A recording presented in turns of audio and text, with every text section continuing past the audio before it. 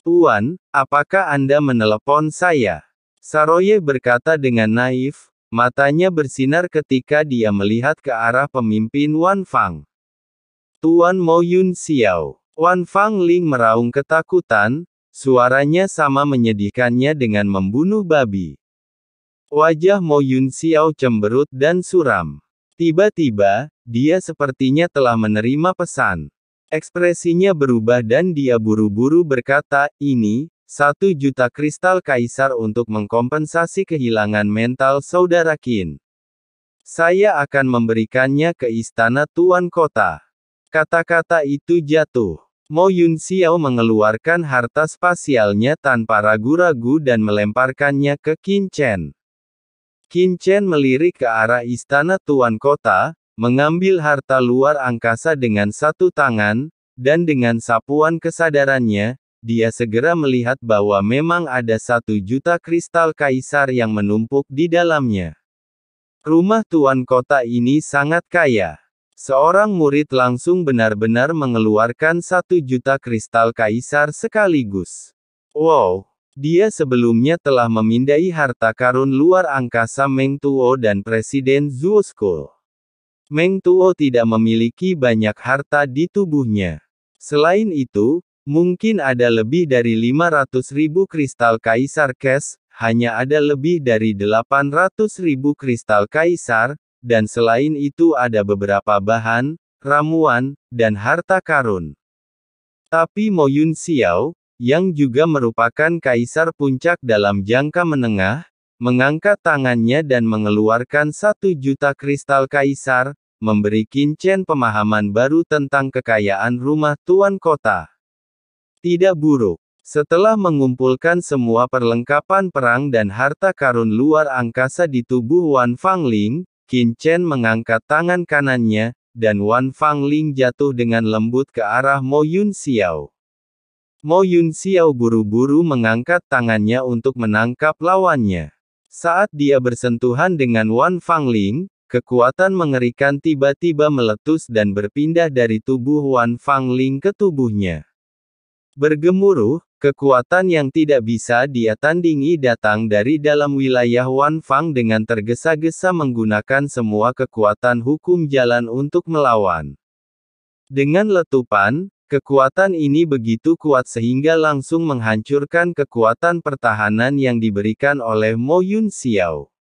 Wajah Mo Yun Xiao menjadi pucat, dan seteguk darah muncrat dari mulutnya. Pemimpin Wan Fang bahkan lebih malu. Terdengar bunyi klik. Di bawah tabrakan ini, tulang kaisar besar yang tak terhitung jumlahnya di tubuhnya patah, organ dalamnya hancur, dan asal-usulnya rusak mampu pulih. Kamu, Mo Yun Xiao memandang Qin Chen dengan kaget dan marah. Dia sudah memberikan uang, tapi pihak lain sebenarnya sengaja menggunakan trik ini. Apa, kamu tidak yakin? Qin Chen menyipitkan matanya, orang ini bisa terhindar dari hukuman mati, tapi dia tidak bisa lepas dari hukuman hidup. Saya hanya memberinya pelajaran kecil agar dia tahu konsekuensinya, impulsif. Jika Anda tidak yakin, ambil tindakan saja. Saya ibu kota kekaisaran akan mengikuti. Mata Qin Chen dingin dan dia melihat ke depan, membuat Mo Yun Xiao merasa marah dan sedih. Tuan Mo Yun Xiao, tidak apa-apa. Saya baik-baik saja. Hanya luka ringan. Tidak masalah. Pria ini juga ingin saya mengingatnya untuk waktu yang lama. Ini demi saya sendiri. Wajah Yun Xiao tidak yakin dan buru-buru membuka mulutnya, kata mulut. Setelah melarikan diri dari kematian, dia tidak ingin menimbulkan masalah lebih lanjut dan buru-buru bersembunyi di belakang Mo Yun Xiao, tubuhnya masih gemetar. Adapun Saroye di samping, dia menjilat lidahnya dengan ekspresi kecewa di wajahnya. Aduh, bebek masak ini ternyata bisa terbang. Qin Chen ini terlalu kejam. Kekuatannya pasti telah mencapai ranah mendiang kaisar. Dia benar-benar raksasa. Jika tidak, dia tidak akan bisa menyakitiku hanya dengan satu pukulan. Mo Yun Xiao menarik napas dalam-dalam dan berkata diam-diam. Dia adalah jenius yang tak tertandingi dari keluarga Mo Yun.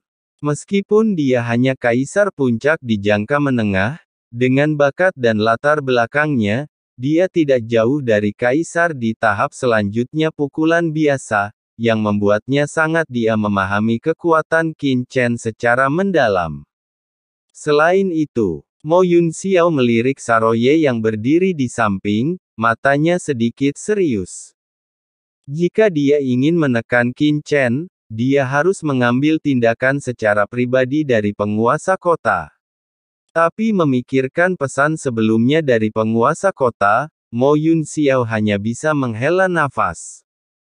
Frustrasi. Sebagai keturunan langsung dari keluarga Mo Yun, ini pertama kalinya dia merasa begitu dirugikan di kota Nanyuan. Di sela-sela, semua orang menggelengkan kepala sedikit ketika melihat Mo Yun Xiao masih tidak mengambil tindakan dalam situasi ini. Saya ketakutan. Bahkan orang idiot pun tahu bahwa sikap istana tuan kota jelas untuk menenangkan masalah. Tapi pikirkanlah. Semua orang memandang Saroye yang mengangkat kepala tinggi-tinggi dan dadanya tinggi-tinggi. Memikirkan aura menakutkan yang menekan seluruh kota Nanyuan sebelumnya, mau tak mau mereka merasa sangat tidak berdaya. Dalam situasi sekarang, siapapun akan terintimidasi. Jika bukan karena binatang komodo ini, hanya Qin Chen di depannya, bahkan jika dia adalah raksasa tingkat kaisar di periode selanjutnya, berani menimbulkan masalah seperti ini, saya khawatir rumput akan mulai tumbuh di tubuhnya, kuburan. Saat ini, dalam kehampaan, memikirkan panggilan sebelumnya dari penguasa kota, Mo Yun Xiao menarik napas dalam-dalam, kemarahan di wajahnya menghilang, dan malah dia menangkupkan tangannya dengan gerakan yang jarang terjadi. Apa katamu? Memang benar masalah hari ini tidak diselidiki dengan jelas oleh istana tuan kota kita, yang menyebabkan para jenderal di bawah komandoku mengambil tindakan tidak sah. Di sini, aku, Mo Yun Xiao, mewakili istana tuan kota dan Mo Yun keluarga, dan saya ingin meminta maaf kepada Anda. Saya, istana penguasa kota, telah melakukan ini. Setelah kembali, kami pasti akan melakukan penyelidikan ketat dan menghukum komandan yang bertindak tanpa izin disergap oleh seorang pembunuh di rumahmu. Menurut penyelidikan rumah tuan kota kami, pembunuh yang menyerangmu adalah Ying Yi, pembunuh utama Menara Tianwei. Hari ini kepala pelayan gedung luar sudah dekat. Jika Anda ingin mengetahui kebenarannya, Anda dapat meminta pihak lain untuk melihat apakah ada kesalahpahaman lainnya. Setelah kata-kata itu jatuh, Mo Yun Xiao menoleh untuk melihat kekosongan tersembunyi di luar markas Skull and Bones. Tidak bagus. Di sana, sosok hitam di Menara Tianwei mengubah wajahnya saat melihat ini. Dia terhuyung dan hendak meninggalkan tempat itu dalam sekejap. Dia tidak pernah menyangka bahwa istana tuan kota akan benar-benar menyulut api ke arahnya.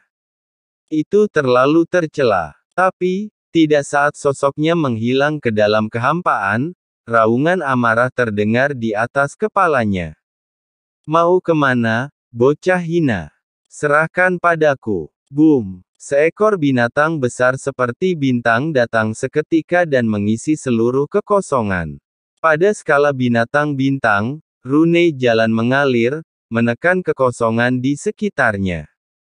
Pada saat yang sama, bayangan hitam dengan keras menghancurkan, itu adalah ekor besar dari monster bintang, dengan kekuatan yang menakutkan dan tekanan yang menyesakkan, yang dengan kuat ditusukkan ke arah bayangan hitam.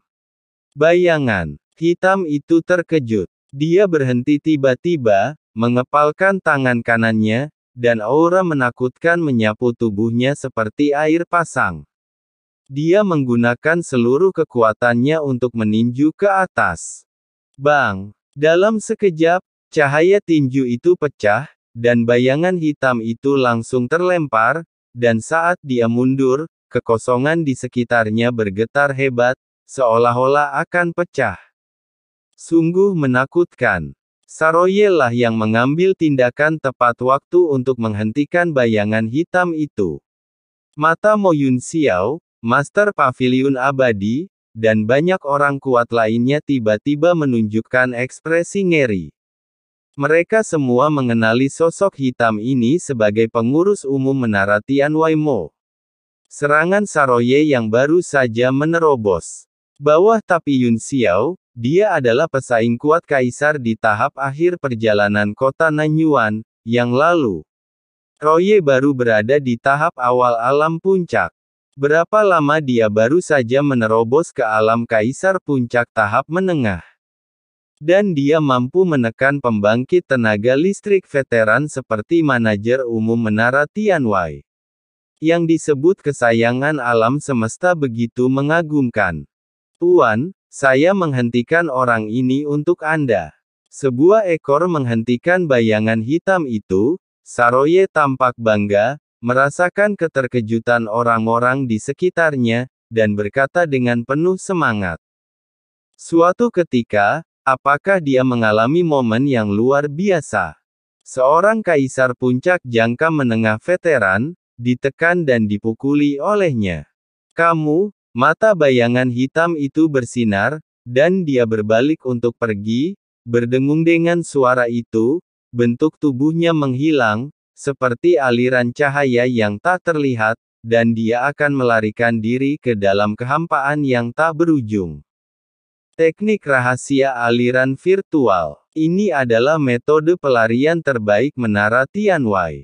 Ini adalah teknik rahasia Kaisar Puncak yang dibawa kembali dari markas Tianwai Tian. Aliran bayangan yang tidak terlihat, membuat orang tidak dapat menangkapnya.